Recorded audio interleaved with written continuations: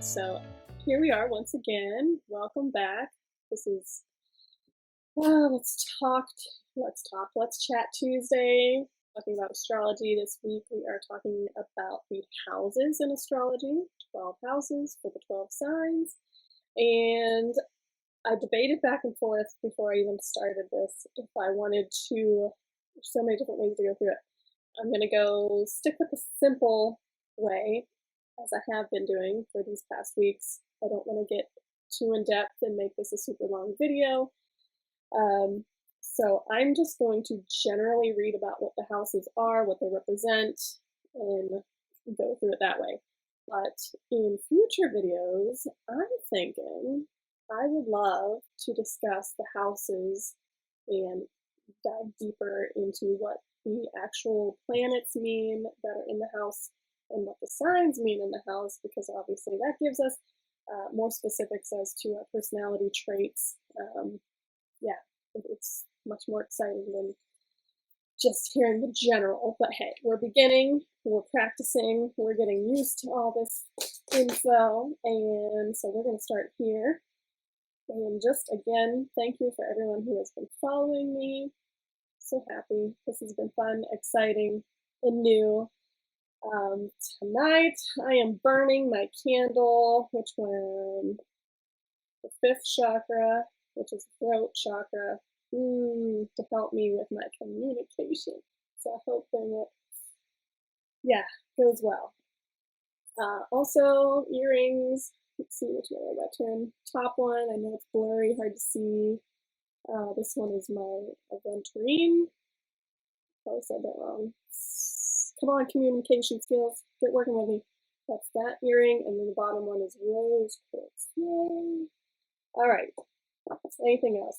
In the comments, I pinned the instructions on how to download the birth chart. If you haven't already, at this point, if you've been still following along, you should have already done that, so you can follow along and know which planets and what sign your houses are in. But again, this is the general one, so I wouldn't say you absolutely need it for this video. But let's get started. So the houses on your birth chart, I should have printed out a birth chart so I would show you. Anyways, for those of you who don't know, your birth chart, you get the circular representation of what the stars, planets, everything was when you were born. It's divided up into 12 sections. Those 12 sections are the houses. And then all around those are the different signs of the time of your birth. So it'll be a little bit different for everybody, of course. Let's get back to it. So houses. Okay. The first house is ruled by Aries, because Aries is first in the zodiac. And it is self-expression and identity. It shows you how you put yourself out there in the world, how others perceive you, and how you want people to perceive you as well. It also symbolizes birth and new beginnings. It's at the beginning. And it is also your sense of identity. Let's see. I took some quick notes from a couple of different books here. Of course, my handy dandy notebook that I've always been reading out of, and also this awesome Beginner's Guide to Astrology. Love it. So if you need to buy these yourselves, go for it. I'll put them in the comments. Second house, we have Taurus, and that rules possessions, money, finance, resources, and your values.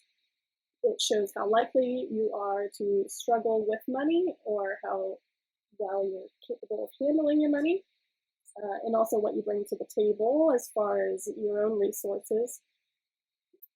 This is anything you believe worthy of your time and effort will be shown in this house. So that would be talking about the planets, if you have planets in this house. And let's see, this symbolizes not just material value, but also how we value ourselves as well. The third house is ruled by Gemini, communication, and this is communication of all kinds, speaking, writing, storytelling, etc. It is how willing we are able to communicate our ideas and how we actually express them.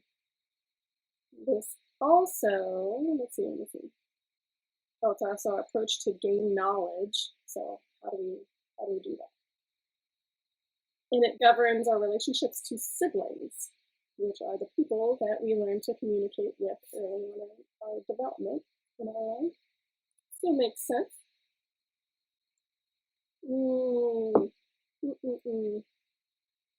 It feels like it's going to be super quick. Maybe I should have went through all the planets, but then that would have been super long. We don't want that. All right, the fourth house is ruled by Cancer, and it represents a physical home and family. So in this house, and any planets are there, will define how our home and our place of safety and retreat. It is a foundation, a sanctuary, and our connection to the past, our roots, our ancestors. This symbolizes deeper inner emotions as well. And the fourth house also rules the mothering instincts, the mother. So how you would parent as a mother yourself would be described here, which I'm learning about and I'll discuss later. Not in this episode. All right, moving right along. Don't we have any comments or questions yet? No. All right, and we are at the fifth house, and this is ruled by Leo, and it represents creativity, children, family, and fun. This is where what attracts you to other people and what brings you joy, delight, and a sense of play will be found here.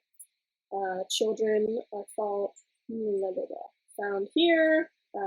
Possibly the size of your family is shown here, which I'll have to tell you about. Romance is also ruled in here, and how we show love to others or how we make other people feel special is shown in this house. I have Jupiter in my fifth house, and Jupiter is a planet of expansion. I thought that was really cool because I have how many children? 4 children. And yeah, I wanted a big family, so I got one, and I love it, and we try to have fun as much as we can. So this makes sense for my chart. Woo! The sixth house, Virgo. This represents health and your well-being, like physical health, and also your work and service. So this rules your daily routines, your duties, maintenance that help keep our life running. This is your body's physical needs and any health issues that may arise, and the needs that you have at your workspace. It shows how willing you are to be of service to others. And moving along to the seventh house, which is ruled by Libra, and this deals with serious relationships, marriage, and partnerships. Not necessarily love partnerships. It can also be business partnerships. And it also deals with enemies, quarrels, and any disputes. Let's see, planets here may tell how comfortable you will be in relationships, or even how you are dealing with just being by yourself. So no rush on in the dating game. The eighth house is ruled by Scorpio, and it deals with intimacy and shared possessions, transformation, and death. And death may not be a literal thing, but it symbolizes the transformation and how things come and go in our lives. So that means jobs coming and going, relationships coming and going. This also deals with other people's money, which could mean debts, inheritances, investments, and life. Let's see. This house also has a much deeply private and powerful emotions. The Scorpio. So if you haven't noticed already, there's kind of a pattern to this. The Aries, when we talked in the sun episode is the first, very go-getting, how people look at you and all that, which the houses, first one ruled by Aries is your self-expression. So they all go hand in hand, which makes it a little nicer to learn Yeah, easier to learn, I should say. Anyway, ninth house is ruled by Sagittarius, and it deals with quests, adventures, learning foreign countries, and the like. Planets here can show a love for teaching, an inner need to travel, and continue higher education. So you're always learning deeper, looking for something deeper meaning, things like that, which is philosophy. Also, religious contemplation resides here. So you have a quest for meaning. The purpose is to reach new meaning, new wisdom of ourselves and of the world. The 10th house is ruled by Capricorn, and it deals with career and vocation. It describes your public image, how you shape your career, and how you live out your role in the world. Achievement, success, and a true calling lies in this area. And yeah, if you're looking into more specific, let's see, career astrology, I used to work with Soulshine Astrology, and this house was very important to that aspect, learning that. So look it up. She does awesome stuff. All right, 11th house, ruled by Aquarius, and deals with friendship and community, also dreams. 11th house to me is like the bigger picture community. This is where we find our place in the world through friendships, social networks, and activism. It also has political tendencies as well. Planets here suggest our ease and skill with social engagements of all kinds. Building that community around you. Finally, the 12th house is already, ruled by Pisces. And this deals with past lives and karma, also service, sacrifice, things like that. And this suggests a release, sacrifice, selflessness, and devotion. It also deals with your unconscious mind, your dreams, intuitions, and apparently institutions. So hospitals, prisons, religious retreats, things like that kind of correlate with this house. This also symbolizes transcendence, leaving the wheel of life in order to be in a timeless state of bliss and tranquility. Sounds beautiful. I'm going to underline that. Whew. My candle just burned out, so it must be a sign. Time is up. Felt like I talked way too fast, so I apologize for anybody who's rewatching this who felt the same. This is, again, a great learning process for me doing these videos. I love it because I get to learn so much and I get to practice being in front of the camera for all of you fine folk, honing in my skills here. So once again, thank you for joining me or rewatching this video after I've uploaded it to YouTube. Hopefully in this area, I'll have some pretty graphics on the YouTube version of this. And yeah, tune in next week. Hopefully get to see you again.